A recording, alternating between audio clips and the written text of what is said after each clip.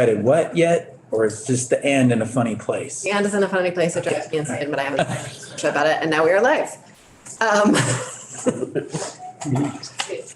Welcome. Good morning. Good morning. We are, as you said, all very fresh on the outside, but not quite fresh on the inside. So please be patient with whatever we do. So I think we have a proposed amendment here to whatever this bill number is, David. 276, and would love you to take us through it. Okay. Good morning, David Hall, Legislative Counsel. This is H276, an act relating to creating a rental housing registry. The screen, and now I believe posted also on your website, is the newly refreshed, corrected draft 3.1 committee amendment to that bill, which fundamentally just changes the construct for the registry study after removing the time-delayed statutory provisions that had been in the bill as it came out of House General Housing. So to say that a different way, we are not codifying the registry in this amendment with a delayed effective date. We are continuing an ADS study, which was also in the underlying committee report. It is still ADS, DHCD, and REHAB, the Rental Housing Advisory Board, together conducting a project assessment through and including an ROI, or RFI, to assess the design implementation costs of creating and maintaining a rental housing registry. So the construct here, though, is going to be a little bit different. Whereas previously you had said, here's the laws, we want it, tell us how much it's going to cost to do that.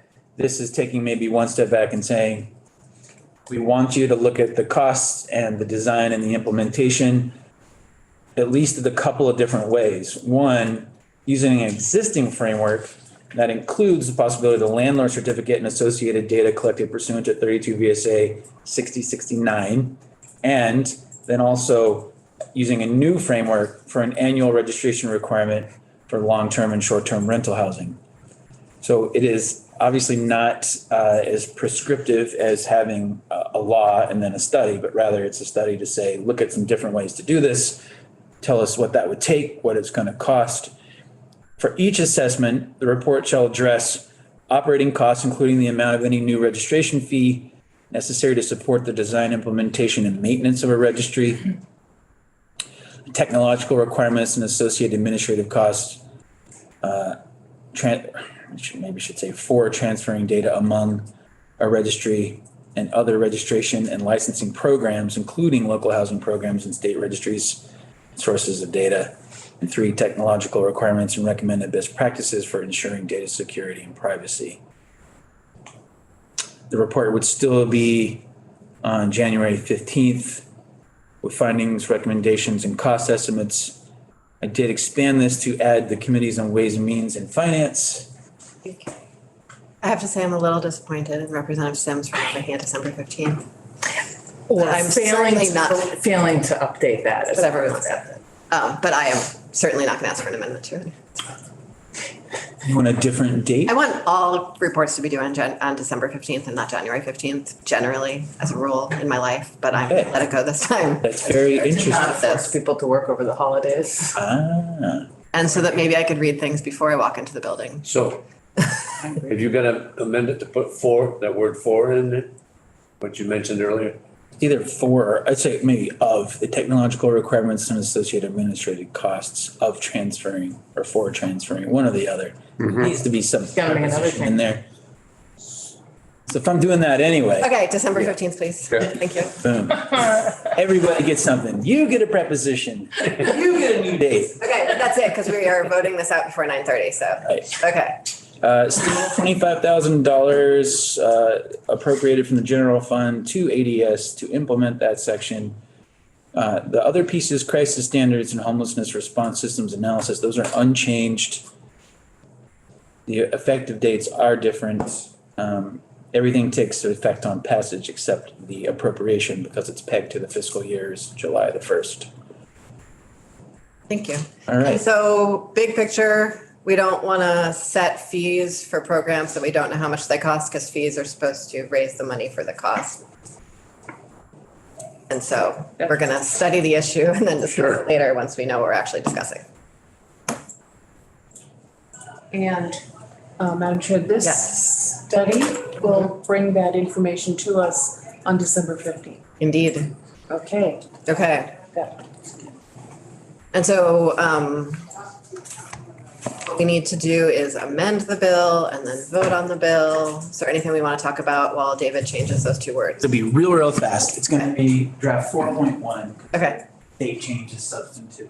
4.1, Representative Andrews. Do we need to wait to see that final language or? Does anyone want to wait to see those two words? Okay. I'll move it. Does he have? Oh, we have to hear from Ted, fiscal note. Thank you. Sorry. Thank you, Saoirse. I have an agenda in front of me. Ted is my hero because yesterday when I got asked to go down to the Education Committee, I think it was Education, to talk about the cannabis bill, and they had given me about 10 minutes' notice, he was here in this room and he helped me put together something that sounded halfway decent. Thank you, Ted. I'm all about, yes. I'm glad I said something halfway decent. At this time of year, yes. Shooting for halfway decent. It's amazing what you can do just speaking complete sentences. Yes, yeah, it is, yeah. For the record, Ted Barnett, Joint Fiscal Office. I don't think I need to share my screen for the updated fiscal note. Also, the fiscal note has the old date and draft number on it, so I'll have to update that. Just wanted to put on the record that the amendment strips out the fee revenue that would start accruing in fiscal year 26 and years after for the rental registry, but it would retain the appropriation of $25,000 in section 2, and that is the fiscal impact of the bill. Thanks. Great. All right, good. Does anyone have any questions for Ted before I said thanks and sent him off? Okay, thank you. Good. Of course. Much. Yes. And you'll send the update to Saoirse? Yes. Good, cool. Okay, Now we want to move it? Want a motion? I think so, yeah. Move it. Representative Anthony moved that we find amendment 4.1. Draft for. Draft 4.1, our amendment to H276 favorable. Bunch of people said other stuff. Representative Maslin seconded? Second, unless somebody else already did. I think you did. Okay. Representative Maslin seconded. Right. Any discussion? Good. Does, David Hall doesn't have to be here for this. I don't think attorneys need to be here for votes Good. unless you want him to be No, here for I this. just- Okay. Awesome. Okay. No further discussion. If the clerk could call the roll, please. Andrews, yes. Anthony, Yep. Beck, No. Brannigan, Yes. Demrow, Yes. Maslin, Yep. Matos, Yes. Odie, Yes. Sims, Yes. Taylor, Yes. Canfield, No. Kornheiser. Yes. 10-2-0. Thank you, everyone. And then the bill itself as amended. I'll move that we find the bill favorable. Thank you. Representative Demrow moved Second. and bill favorable. Representative Anthony seconded. Any discussion? Okay, hearing none, the clerk could please call the roll. Andrews, yes. Anthony, Yes. Beck. No. Brannigan, Yes. Demrow, Yes. Maslin, Yep. Matos, Yes. Odie, Yes. Sims, Yes. Taylor, Yes. Canfield, No. Kornheiser. Yes. 10-2-0. Thanks. Thanks, everyone. Thank you, Representative Sims, for your efforting with David Hall on that one. So we're gonna get a revised version and then someone will need to go talk to House General Committee about that. But that won't be up for action until next week, so we don't need to worry about it until next week because it's gonna go to appropriations first. Cool.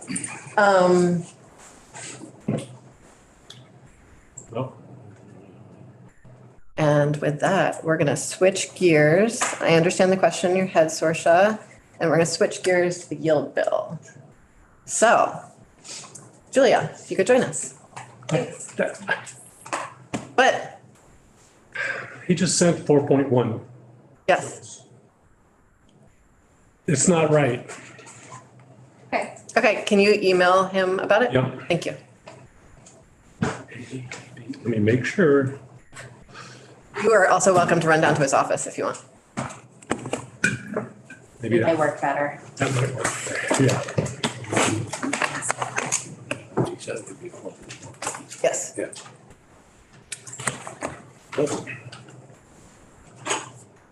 Do you know how to find his office? I don't know where it is. It's opposite the Commerce Committee window, but I don't know how to, yes. Tell him I come. Oh, sure, sure. Hi, Julia. Good morning. Good morning. For the record, I'm Julia Richter with the Joint Fiscal Office. Madam Chair, would you like me to share my screen to Sure. show the outlook? Let's do it. All right. So the outlook that I was asked to prepare for today is the same or virtually the same construct that we walked through a couple of days ago.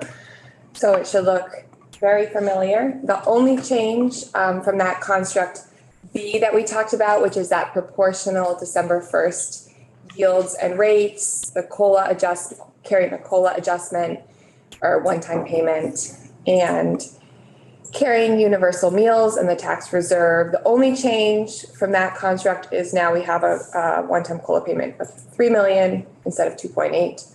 But because that is only a 200,000 difference, the amount that was still on the bottom line, just from rounding, the yields and the rates don't need to change from what we looked at on whenever I was in here last.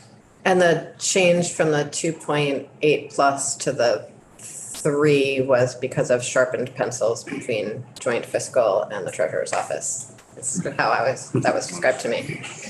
I appreciate the visual this time of year. Any questions for Julia?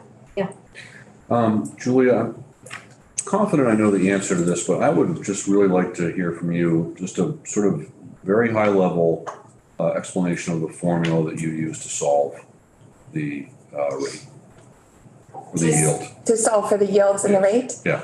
Sure. So I build a yield model in conjunction with I build a yield model, the tax department builds a yield model the beginning or before the legislature begins to solve for the December 1st rates. And that model includes the equalized grand list value from each town. It includes education spending and equalized pupil in each school district. So it includes all of the data that we need to solve for the yields. And essentially, it's all interconnected. So we look at, what needs to be pulled out of the education fund and all of the non-property revenue sources. And then that difference we need to make up with property taxes. And so the way that the model works is I can adjust the homestead and income yield as well as the non-homestead rate, and that flows through the model and is applied to all of the grand list, or first applied to the ed spending per equalized pupil of each district. And that's prorated out to the towns to have the town level rates. And then that town level rate is then applied to the town grand list value of the homestead and non-homestead. And then that tells me how much has been raised by those yields and rates. We also have a calculation in there to figure out the average bill change. And then we figure out, how much is and then it will tell me how much is a surplus, how much is a deficit. And based on that, then we keep working with them until we have the proportional bill change. Okay, thank you. Yes. I'm glad you understood that because I'm too tired. I lost her. It's okay. It's a very complex model, but it needs to be complex so that we can get the right yields and right rates to raise sufficient funds. As long as you understand it and can do it, Representative Odie. Thank you. I just missed one little thing there. Then you adjust the income yield, the rates, the non-homestead and homestead, and then before it's prorated to towns, what did you say you did? So first, actually, we're just solving for the homestead yield and the non-homestead rate because the income is lagged 1 year. But it's applied to the district's education spending per equalized pupil. So that creates the district level locally adjusted rate for the homestead rate.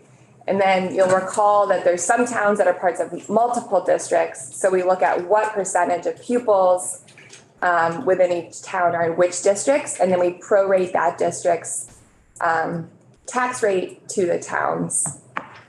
And then that's what's applied to the town grand list.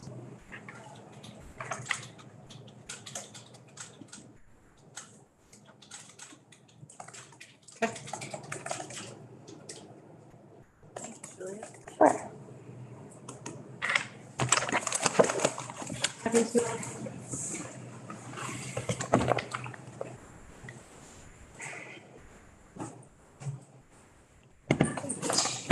Morning.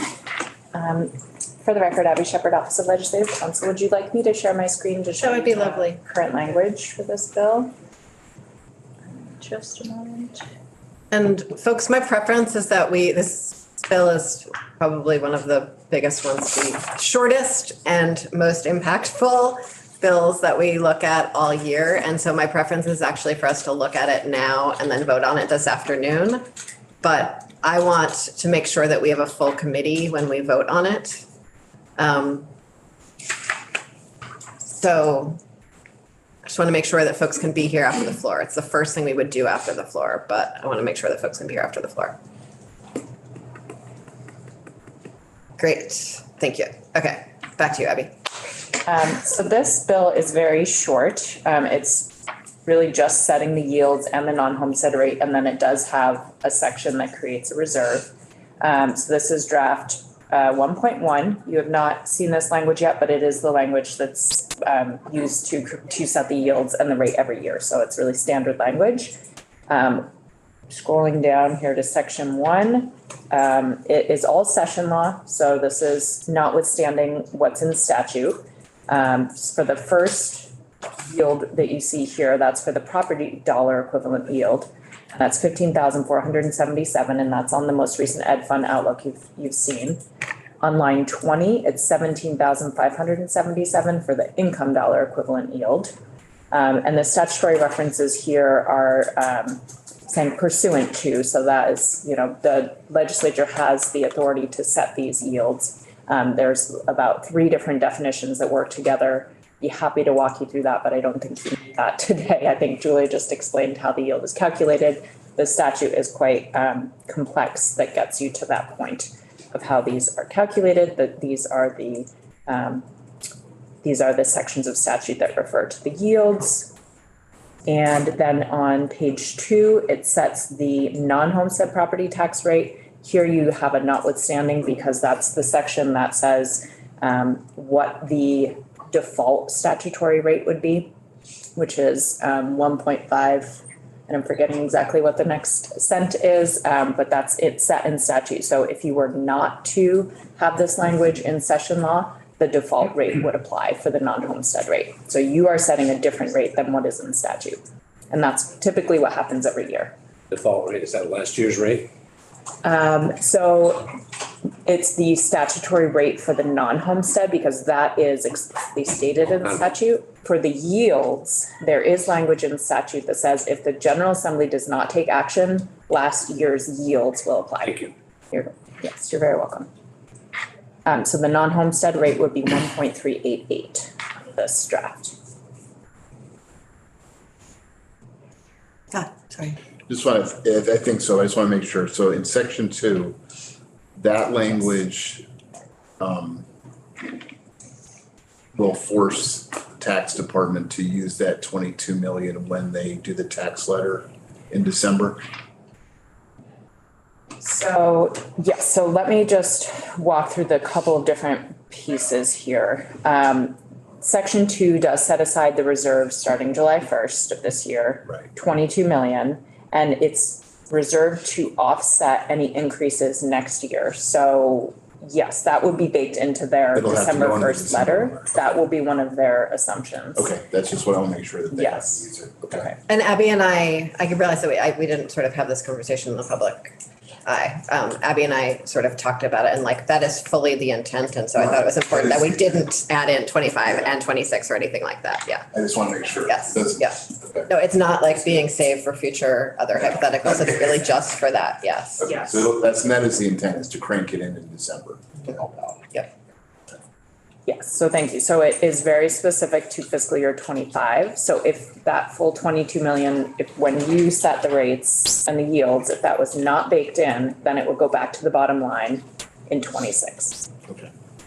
And then the second section is really just our comfort zone. That's my legal advice to you is to make it, I don't think there is any question that setting aside a reserve within the education fund for property tax purposes has any like non-authorized use, but this is just belts and suspenders language saying this is being reserved in the ed fund and that is an authorized use. Every session there's questions about if you spend ed fund monies on this or that, is that an authorized use? Because as I'm sure you're aware, within the ed fund section, there is this sort of nuclear provision that says if you use ed fund monies for non-purposes that are enumerated here or authorized by the General Assembly, the whole property tax is repealed. So anytime that you're saying this is a use of ed fund monies that's not explicit in statute, there is this language saying it's an authorized use. Abby, do you think that that language and Scott or anyone else actually, is explicit enough about the December 1st letter? Yeah. Sorry. I can make it more explicit. Absolutely. I could add in and shall be considered in the December 1st letter. It's called the December 1st letter in statute? Yeah. That's, I'm sorry, I won't use exactly that. It has a more sophisticated name than that. What is that? That's the shorthand. Okay, cool. It's section 5402A. I will sit down and write it with my full attention. And I can get that to you very shortly if you'd like, because I know you'd like to vote this out this afternoon, so. Yeah, so This morning. I think this afternoon might be a few hours from now, so. Carol? Yeah, thank you. So I've heard this before, but I want to write it down the right way. So if you use the ed fund money for non-ed fund purposes or for So non-authorized purposes, I can authorized purposes. show you the statute. The actual language of the statute says that if you use it for any purposes not authorized under the ed fund section, the property tax is repealed. That said, the General Assembly has the authority to put into session law and there are other parts of statute that say this is an authorized use of ed fund monies. So just need the language there to say, and I'm saying you need it. Using the ed fund monies for setting property tax rates is clearly a yes. This is really just belts and suspenders. Joint fiscal committee can't really touch anything unless they're explicitly authorized. There is a partial list in section 4025 in Title 16. That is not a complete list. There are other sections of statute that have authorized use, and then there are also different session law authorized uses. And I don't know that I have that in one place. Want to get the second That part together. together. You said then the property tax is repealed. You mean just what we set the thing at that year? Whole chapter. Everything, all of it. Educated. Quite clear, yes. Okay.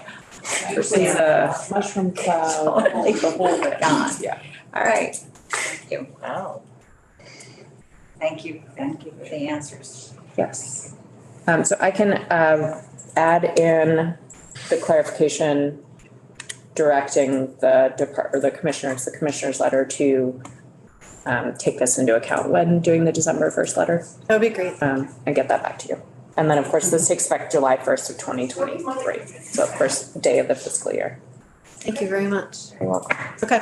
See everyone back here after the floor. Good luck to everyone on the second and third meeting. So I believe it's Scott and Carl on Carolyn. on third, Call mine. and Kurt and Carolyn on second. Sorry, I did that backwards. Carolyn has two bills. Madam Chair, Yeah. and ask a question. And Catherine, I'm so sorry, Catherine. And Catherine, Forget what happened at 10:45? I did because you really did not get the interrogation I thought you were so ready to. very forgetting.